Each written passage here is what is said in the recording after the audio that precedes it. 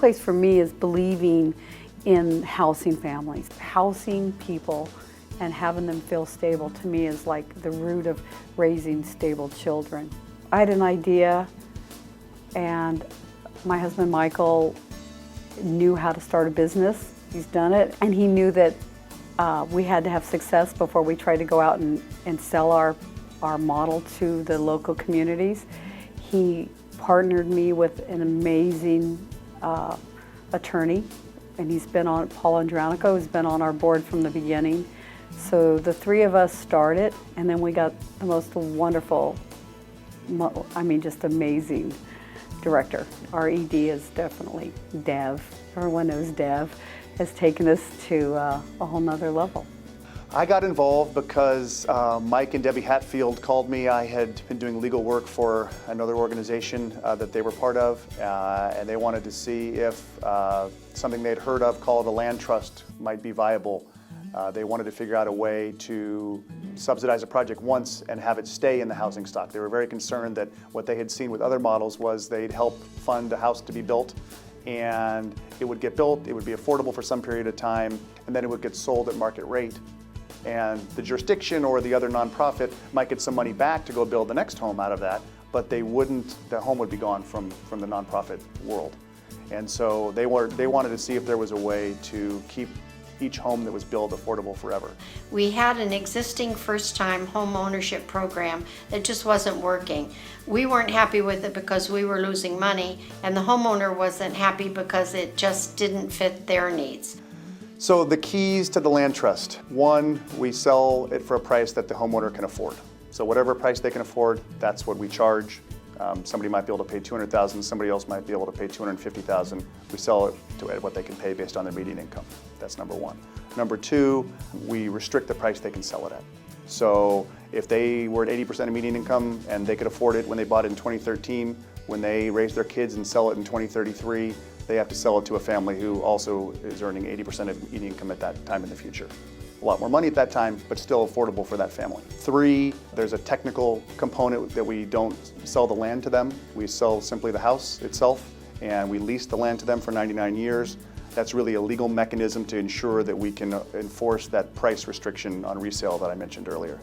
And then lastly, it's perpetual. The model is designed so that it goes from generation to generation, so it always is resold at an affordable price. And the subsidy only has to happen once. So you build the home, maybe the local jurisdiction helps you with that on the front end, but they only have to pay it once.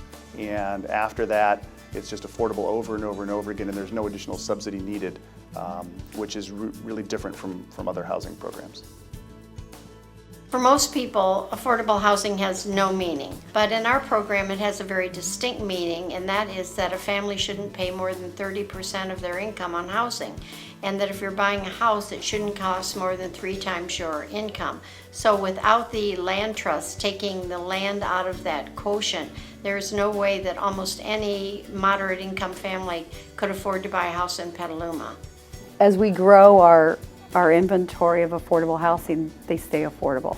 And that to me is just amazing that we can have 10 homes that in the future could affect 100 families. Well, this is a complicated program to run because it involves real estate, finance, and the emotional part of home ownership. And the Land Trust is excellent at shepherding our first-time home buyers through that whole system, from being chosen, what their affordability quotients are, up to the time that they move into their homes. I know that the Land Trust's staff have become family members to these families. They're like family. That's what's amazing by looking back over the 11 years, is to see it worked. It worked, and it's worked in this economy where a lot of people are losing their homes. We haven't had any foreclosures. This is workforce housing. It isn't just, subsidized housing for people who have financial difficulties. I have a direct connection to the community with my job in law enforcement. We see what I call core members of the community that go beyond just residents, but they're people that work here, foundation builders such as teachers, police officers, firefighters, paramedics, nurses, which are all great to have in a neighborhood, but really from a public safety standpoint, they're what we call first responders. So if there's a natural disaster or a crisis or an emergency, our first responders are coming from within the community. They're not 35, 45 minutes away. They're here immediately and able to jump into action. I measure success what I call heads on beds. So to me, it's all about how many families have we helped buy a home that otherwise they would have been priced out of.